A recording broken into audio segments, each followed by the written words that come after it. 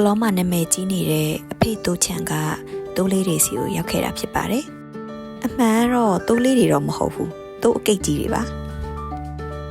ဟနီတို့တငယ်ချင်းတွေကဒီကလောမျိုးကဒေသခံကားတစ်စီးငှားပြီးတော့တွားခဲ့တာဖြစ်ပါတယ်သူ့လမ်းကတလမ်းမောင်းလမ်းလေးပဲလမ်းအရင်ကျင်းတယ်ဘေးမှာလည်းကြောက်ကပါတွေရှိတယ်အနေရများတယ်အဲ့တော့အကြံပေးရရင်တော့ဒေသခံတွေမောင်းတဲ့ကားနဲ့ပို့သွားတင်ပါတယ်အင်စီကားနဲ့ဆိုရင်တော့နည်းနည်းအနေရများပါတယ်ဒါကရောက်နေပြီပေါ့နော်အဖေတိုးချန်ဒါပေမဲ့လည်းရောက်ပေမဲ့တိုးလေးတွေကိုမတွေ့ရသေးဘူးဟနီကရောက်တာနဲ့တိုးတွေကိုမြင်ရမယ်လို့မျှော်လင့်ထားတာပေါ့နော်အဲ့ဒါနဲ့မတွေ့ရတော့လိုက်ရှာနေတာသူတို့ဘယ်နားမှလဲဆိုပြီးတော့အဲ့ဒါနဲ့သူတို့က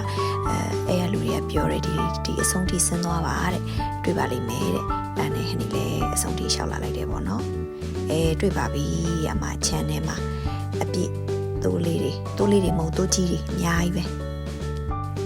ဝင်ကြီးကတယောက်ကို3000လာပဲပေးရတယ်ပြီးတော့ရောက်ပြီပေါ့နော်မစတွေ့ပါပြီဒီတိုးလေးတွေကလေအရန်လဲတာတိလားသူတို့ကအစာကျွေးတဲ့လူစီပဲလိုက်တာမလေးလက်ထဲမှာအစာသာမပါရင်နော်လုံးဝကတ်မှာမဟုတ်ကိုအဖက်တောင်မလုပ်ဘူးအစာကျွေးတဲ့တခင်စီပဲသွားတာအရန်လဲတယ်အဲ့ဒါအစာကင်လိုက်ပြီဆိုရင်မပြေးဝိုက်အဲ့ဒါသူတို့အစာကျွေးနေတဲ့လူတွေစီသွားနေရပါတော့ပြီးရင်တောင်းတတ်တဲ့ရမ်းညံကောင်းတဲ့တိုးတွေမုံလာဥနီကအမပန်းလေးနဲ့အဲ့နေရာမှာရောက်ပါတယ်အဲ့ဒါကိုဝဲကျွေးလို့ရတယ်ဝဲကျွေးပြီဆိုရင်တော့တစ်ခါပေါက်လိုက်လာမှာဖြစ်ပါတယ်တိုးလေးတွေကိုစာကျွေးပြီးပြီဆိုရင်တော့ channel မှာတပုံရိုက်လို့ရပါပြီတပုံရိုက်လို့ရန်လှပါတယ်အဆုံးထိကြည့်ပြီးလို့ကျေးဇူးပါရှင်